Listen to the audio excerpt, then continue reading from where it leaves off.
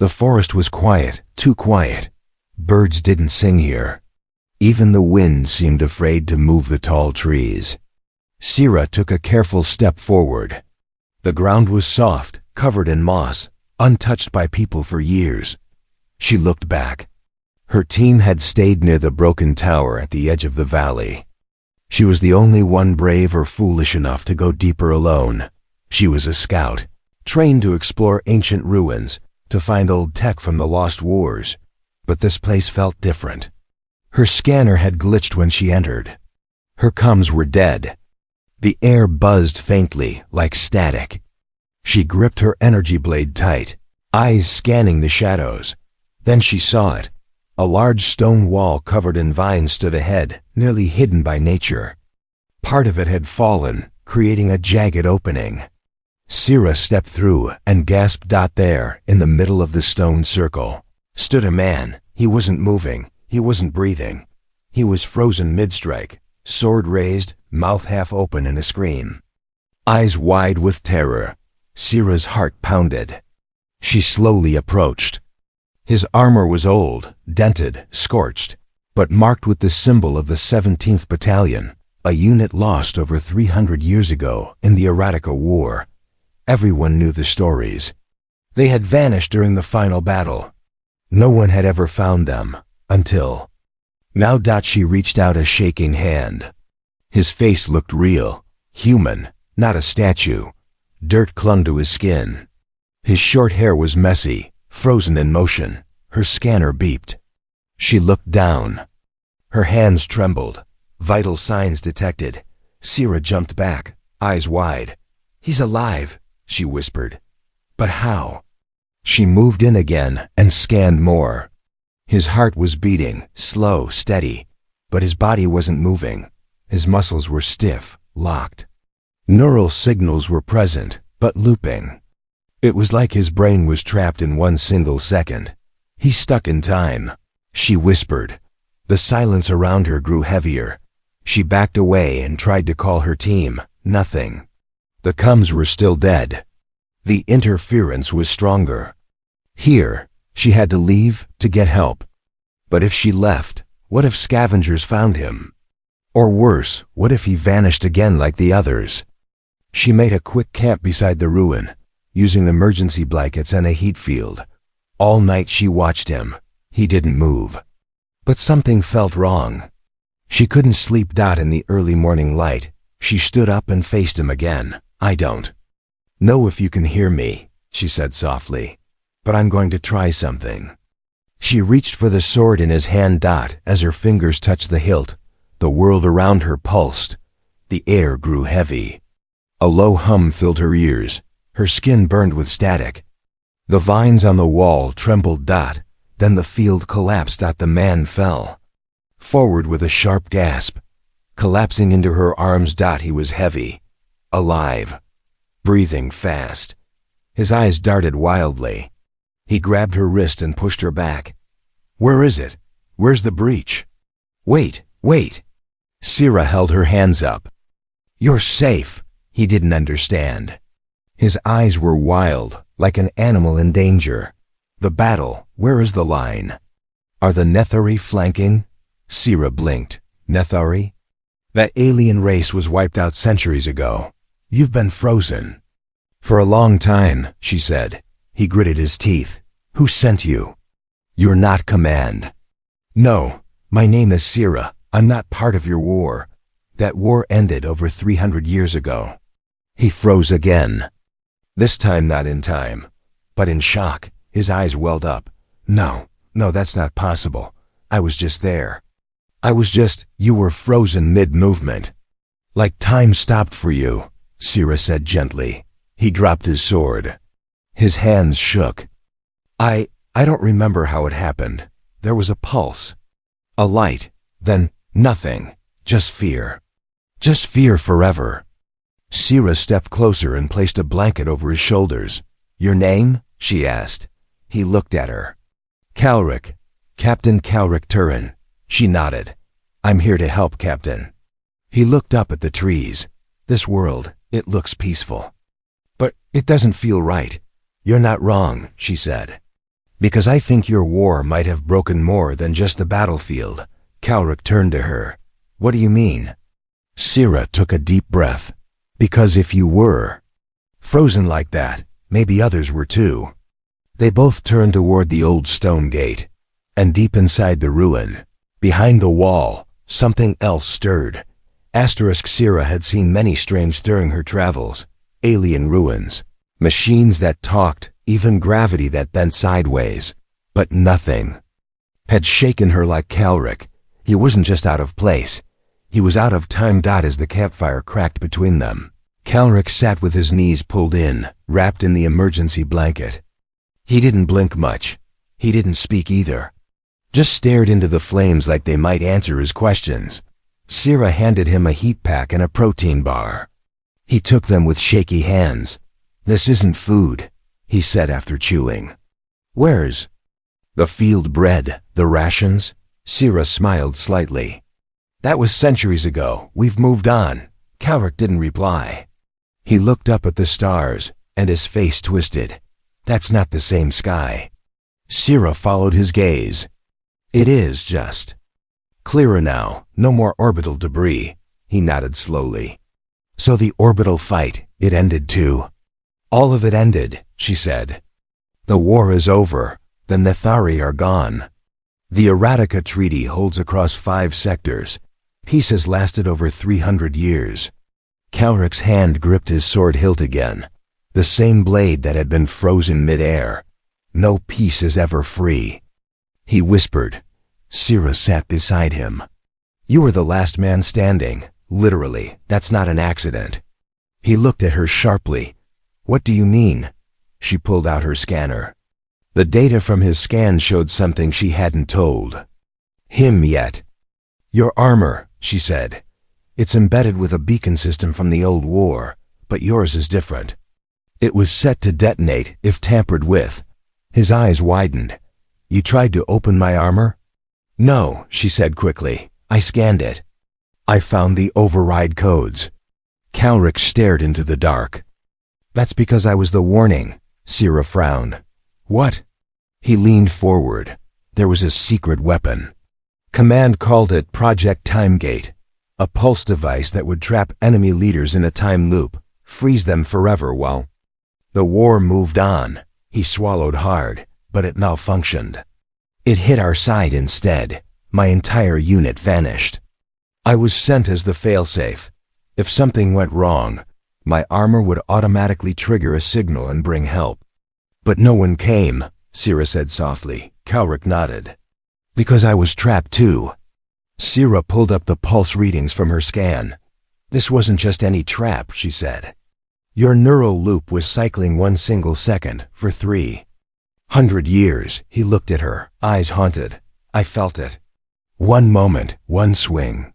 Over and over. She placed a hand gently on his shoulder. You're out of it now. But Calric stood up suddenly. You don't get it. If I escaped, the field might be collapsing. Others could still be inside it, suffering. Sira's breath caught. Others like you? He looked back at her. My entire battalion. Suddenly, the ground beneath them rumbled faintly. Sira stood up, grabbing her scanner. The signal was changing. A second reading was appearing, not far from them. What is that?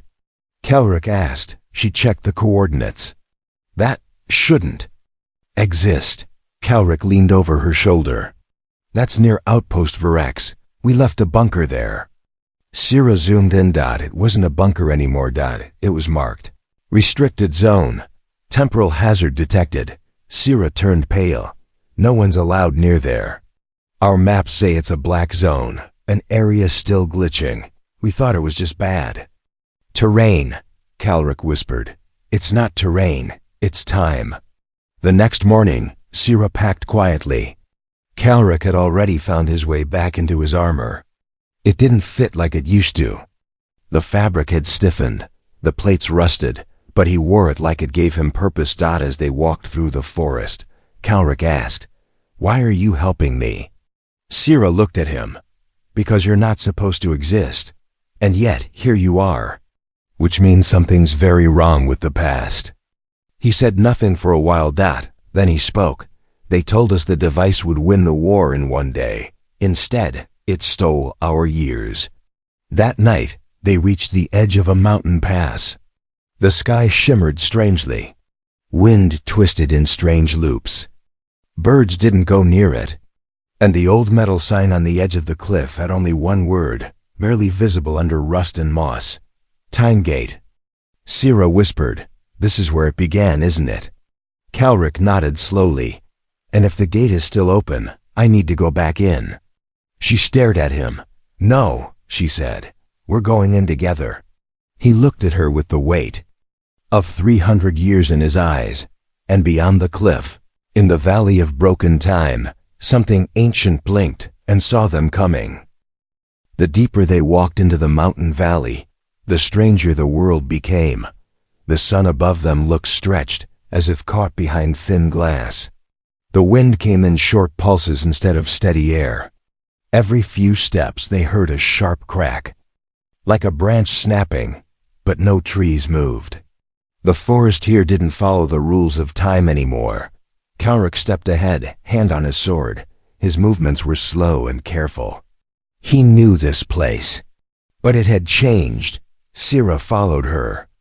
Scanner held close to her chest. It blinked with yellow lights. The air was thick with radiation, not the kind that harms the body, but the kind that bends reality. "It's like this place is half awake," she whispered. Calric didn't answer. His eyes were locked on a hill in the distance. His breathing grew heavy. "That's where the pulse went off," he said. "That's where I last saw my men." As they climbed the hill, they passed broken helmets, snapped guns, and footprints frozen in the dirt, as if time had stopped the moment they were made. At the top, they found it. A massive crater, black and scorched, spread across the valley like a wound in the earth. And in the center of it, a glowing dome pulsing, breathing, alive. Inside the dome, shadows moved. Sira gasped. "They're still in there." Calric knelt, his hands trembling. "My unit." Through the dome, they could see soldiers locked in motion, some crouched, some running, some firing weapons that didn't fire. Their faces were frozen in shouts, their mouths wide in battle cries that never ended. One soldier was halfway through a roll, stuck in the middle of the movement. Another had blood on his face, but the droplets floated in the air, hanging like stars. Sira whispered. "They're trapped in the moment the pulse hit. It never ended." Calric stood slowly. "This wasn't a mistake," he said. Sira turned to him. "What do you mean?" He clenched his fists. "This wasn't just about stopping the enemy.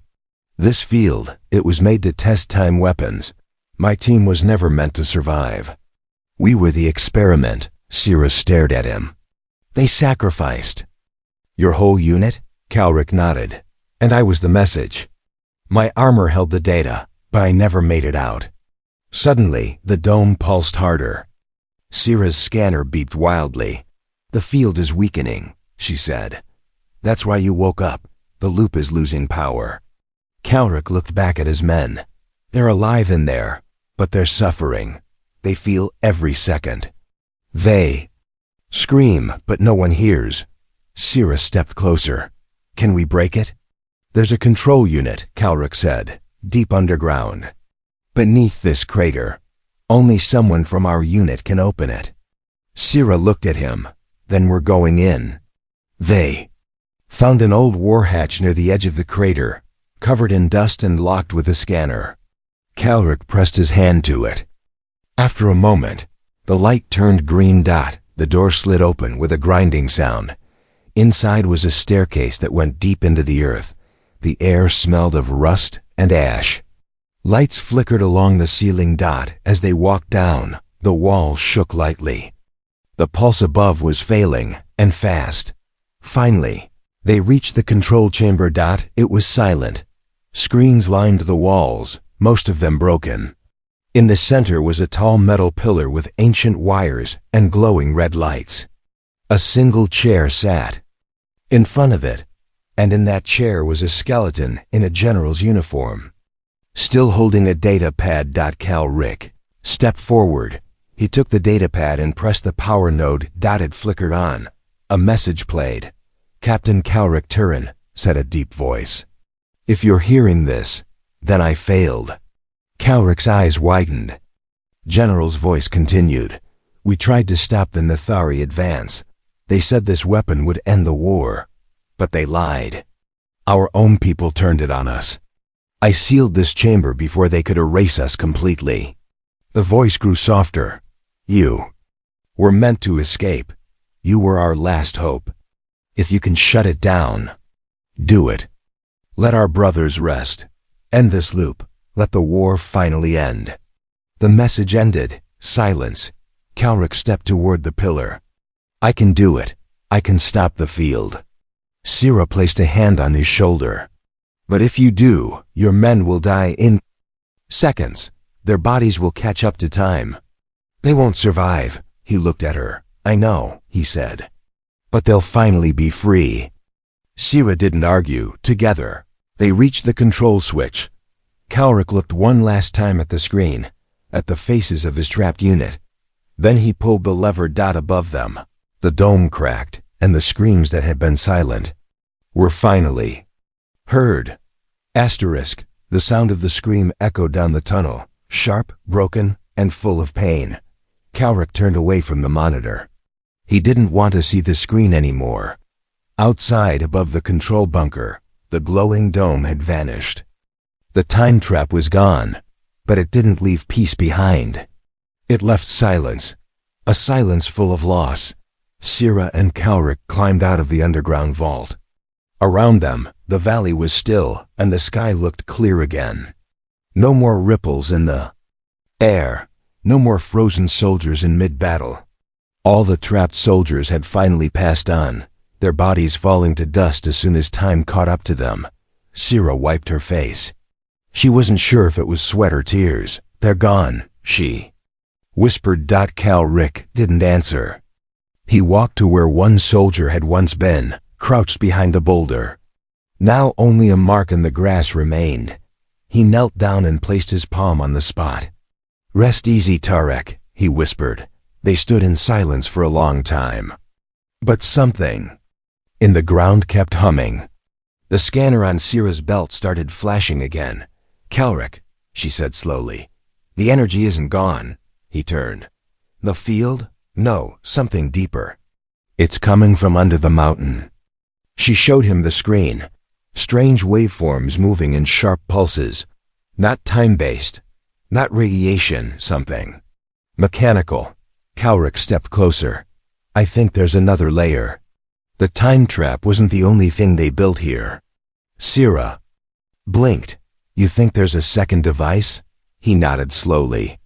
"A failsafe. If the trap broke, it would activate a new seal. One stronger. One that never lets anyone out." She frowned. "A time prison?" Calric clenched his jaw. "Or worse."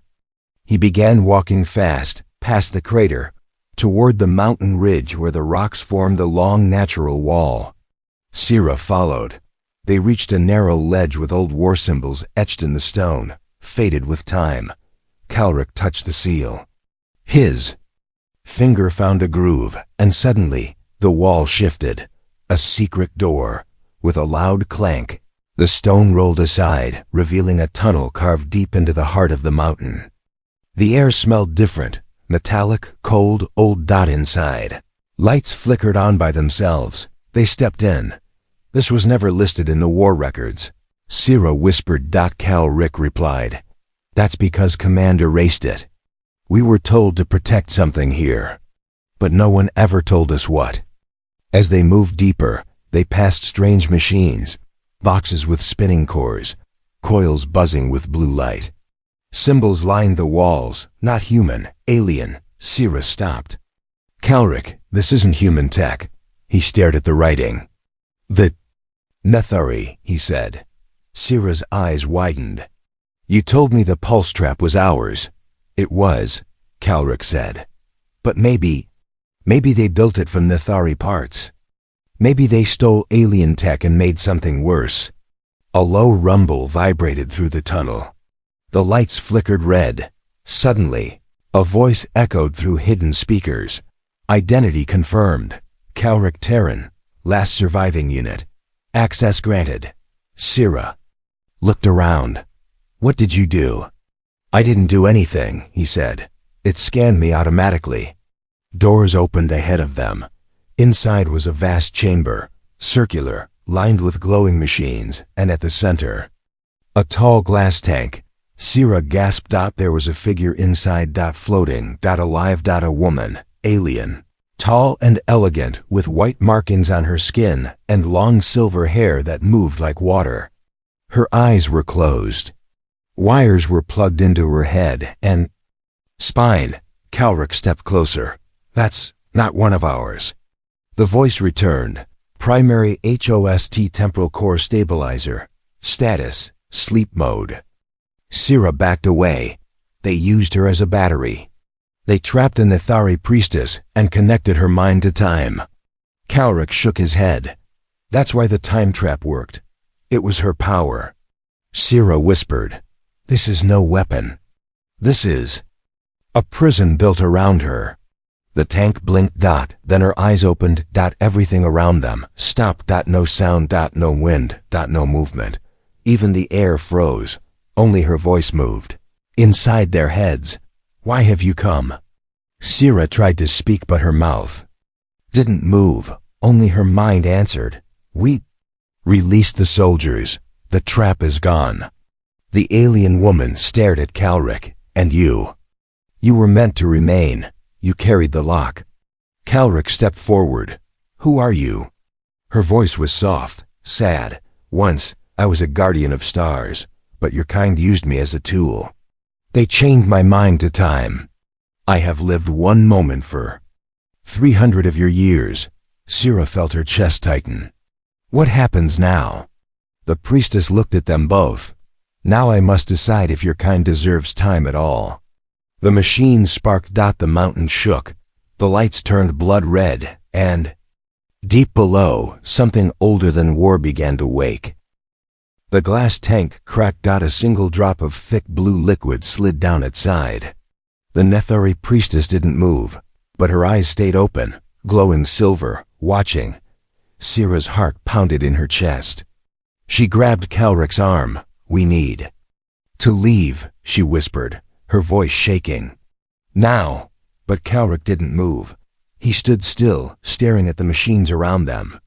The wires connected to the priestess were glowing brighter, pulsing faster, feeding into the metal walls, into the very rock of the mountain. He turned to Sira, his voice low. "I think the mountain is alive." Sira shook her head. "It's not alive, it's a machine, one built around her." The priestess's voice returned inside their minds, soft, but heavy like thunder underwater. "You freed the loop above. But below, another remains. The crueler one. The deeper one." Calric's hands tightened into fists. "What do you mean?" She blinked slowly. "What they did to your men, they did to others. Not soldiers, not warriors, but minds." Sira turned slowly, looking at the walls. The hum, it wasn't just energy. It was layered, like whispers echoing over each other. Faint voices, children, women, old men. Laughing, crying, screaming. Trapped, she covered her mouth. "No, no way." Calric stared at the glowing floor beneath their feet. "There are more time loops," he said quietly, "and they're still running." Sira ran to the control panel. Her fingers flew over the ancient interface, trying to read the data. Lines of glowing alien and human text mixed together. Then a file opened. It was video. A man, sitting alone in a room, then standing, then sitting again. On repeat. Over and over. Eyes open. Every time he stood, he cried. Every time he sat, he screamed. "Who is he?" Sira asked. Calric looked closer. One of the engineers. More files opened automatically. A mother holding a child, stuck in a loop. The child's face blurred. They were inside a cube, no doors, no exits. Just repeating the same 8 seconds. Sira stepped back, horrified. Why? Why trap civilians? The priestess answered. They needed minds. For testing, war wasn't enough. They wanted to know what time could do to people. So they used those no one would miss.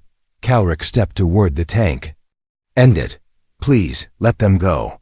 The priestess's glow flickered. Only one can release them. One who carries the mark of the loop. She looked at him. You. Calric's eyes widened. Why me? Because your body survived. Your mind endured. You are the link. You can unlock what they sealed. He turned to Sira. If I do this, I don't think I'll come back. Sira stepped forward. We'll find another way. But the priestess was already lifting a hand. Time around Calric began to bend. His armor floated slightly. His skin glowed faintly blue. He fell to his knees. The priestess whispered, You don't need to die. You just need to remember. Suddenly, Calric was somewhere else. He stood in a white room, endless and empty. Then a door appeared. He stepped through it. Another dot, then another dot. Each time he walked through a door, a memory returned. A scream from his comrade, the sound of a child crying, the feel of the pulse wave hitting his chest. Pain, fire, light, silence. Then the core, a glowing white sphere. The source of the time loop. He reached for it. Outside, Sira watched as Calric's body arched backward, eyes glowing white. The mountain shook. Machines sparked. The priestess looked pained, but calm. Then Calric collapsed. The lights went dark. And silence took over again. Sira ran to him. He opened his eyes. Barely. Did I do it? He whispered. The priestess stepped out of her tank. The wires had fallen off. Her skin now shimmered gold instead of silver. She looked free. You did. The whispers were gone. No more screaming in the machines. Sira scanned the base. All the data deleted. All the video loops erased. What happened to them? She asked. Returned to time, the priestess answered. Gone, but no longer trapped. Calric tried to sit up. Sira held him. The priestess placed a hand on his chest. A soft light passed through him. His body relaxed. You gave up your link. The time inside you is gone. You are now just a man. He smiled weakly. That's all I ever wanted to be. Then the mountain began to crumble. The machines, no longer powered by her, began to fail. The walls cracked. The floor trembled. Sira looked up. We need to go. The priestess nodded. Double quotes go. This place must not stand. Sira helped Calric up. Together, they raced through the tunnels as dust rained from above. Behind them, the chamber collapsed. The last time prison fell into itself. And outside, under the real sky, time finally moved as it should. The sun had never felt this warm. Calric lay flat on the grass, eyes closed, breathing slow. His armor was gone. His body felt light. After centuries of being trapped in a single moment, he could finally feel time moving, second by second. Beside him, Sira sat quietly, watching the wind bend the trees. Neither of them spoke for a long time. Then a soft chime beeped from her wrist console. Sira looked down. A signal, she said. Something buried. It's pinging us. Calric slowly sat up. More traps? She shook her head. No, it's a message, a real one. They followed the coordinates a short walk north, toward a rocky slope that led to a half-buried wreckage. It was an old command pod, rusted, cracked, nearly erased by time. But one part of it still blinked with blue light. Sira brushed away the dirt and opened the hatch. Inside was a metal seat, a shattered helmet, and a single recording device still sealed in a black case. Calric reached in and pulled it out with careful hands. I know this place, he said. This was the general's escape pod. I thought he died on the field. Sira tapped the device. Not yet. The screen lit up. Voice recognition matched. Playing final recording, Calric, and Sira stepped back as the image appeared, flickering but clear. The general sat in the chair, blood running down his face, one eye swollen shut. His voice was rough, but steady. To whoever finds this, especially you, Calric, this is the truth they buried. Sira's breath caught. The general continued. We were told the time weapon would end the war. We were told it would trap the Nethari leaders and force surrender. But that was never the plan. He looked straight at the screen. Project Timegate was never about peace. It was about testing human minds, alien powers, the science of control. Calric's hands curled into fists. They used the Nethari priestess as the core. She resisted. So they broke her, trapped her in the mountain. Your unit, Calric, was not protection. You were containment. The general coughed. His body trembled. When the pulse hit the valley, they called it a failure. But they already had what they wanted, a working prison. You were the key, Calric. The only one with a clean neural link to the priestess. That's why you were frozen differently. Sira stared at Calric. You were never supposed to wake up. The general reached forward. His final words were slow. If the seal ever breaks, destroy what's left. Don't let them build it again. Don't let them trap time. We're soldiers, not gods. Time belongs to everyone. The screen went black. Silence. Calric sat down hard on the ground. His body shook, but not from fear. From grief, all this time. We weren't protecting a weapon. We were just part of it. Sira knelt beside him. You still broke it. That matters. He looked at her. Then why does it still hurt? Sira didn't answer. Instead, she opened her bag and pulled out a small flag, not of any nation, but of the old battalion. The 17th, she planted it gently into the ground beside the escape pod. For them, she said. For all of them. They stood therein. Silence, letting the wind carry the memory of the lost voices away. Later, they built a small cairn, stones stacked with care. At its base, Calric placed a dog tag he had kept in his pocket, rusted but still readable. Tarek Solon, unit brother, Sira. Noticed tears on Calric's face, but said nothing. Some moments didn't need words. That night, they camped near the cairn. A fire burned low. Above them, the stars shined bright. No more ripples, no more traps. Just sky. Calric finally spoke. When I was frozen, I saw one moment again and again. My blade swinging, my enemy's face, my own fear. Sira looked at him. And now? He turned toward her, voice soft. Now I see the next second.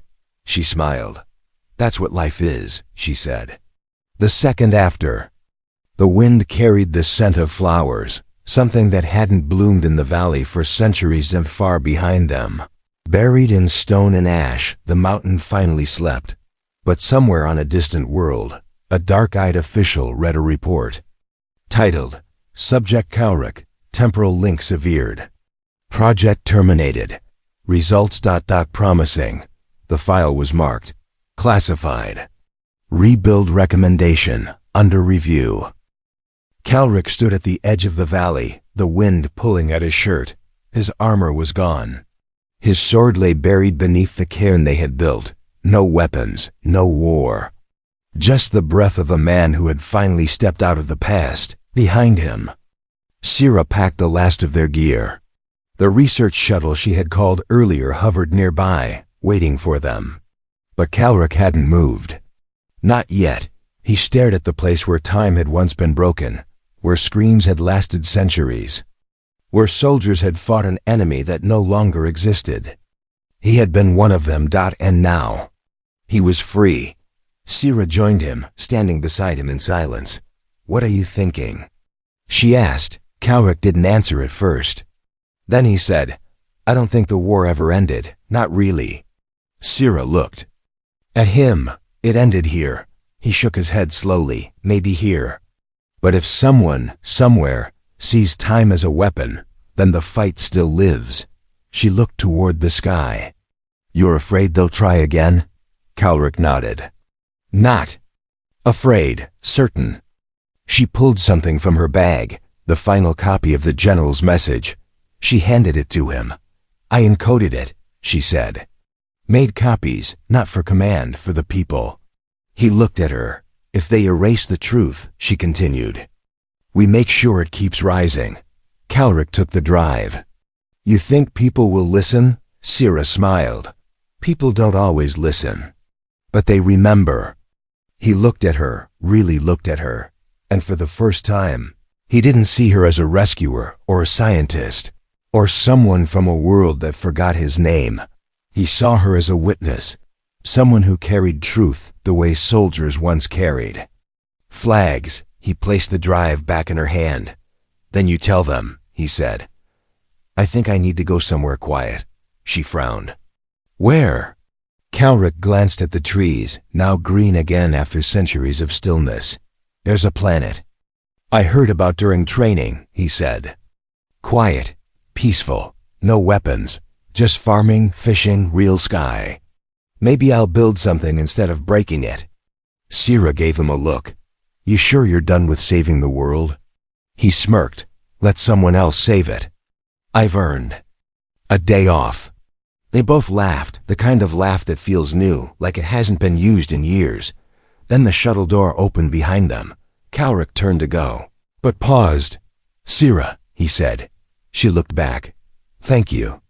You believed I was human, before I did. She nodded, eyes glistening. Don't be a stranger.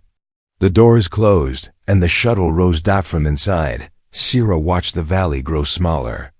The scanner showed no signs of time disruption. The priestess had disappeared after the collapse, leaving no trace, no warning, just peace. But peace, she knew, never lasted forever. Back on the ground, Calric didn't watch the shuttle go. He was already walking toward the forest path, slow, steady, alive. He followed the same trail his unit once used during the last march. Except now, there were flowers growing between the cracks. Hours passed. He found an old stream, drank from it, caught fish, made a fire from dry sticks. No machines. No walls. No wires in his mind. He lay down on the grass and watched the stars. And for the first time in centuries, he slept, but on a distant world, a moon covered in glass towers and metal clouds. A door opened in a dark government building. Inside, a group of silent figures stood around a table. A new file glowed in the center. Project, epoch, status, restart. Pendinga. Young officer stepped forward. The test subject escaped. The core is destroyed. An older voice replied, calm and cold. Yes. But the results were perfect. Shall we begin again? The room went silent. Then a single word, yes. Below them, in a cold lab filled with mirrors, a new pod lit up. Inside it floated a figure, not Calric, but someone else. A child, eyes closed, wires ready, labeled. Subject, KO2 back on Earth. Sira sat at her desk. The message from Calric was short, sent from an off-grid farm station. I built a garden. The tomatoes are real. You were right. Time doesn't need to be controlled. It just needs to be lived. She smiled. Then slowly she opened a new file. The Time War Files, Part 1. The Forgotten Battalion. She hit upload. And around the galaxy, people began to read, not a weapon, not a command, but a truth. Because wars don't end with silence. They end with stories.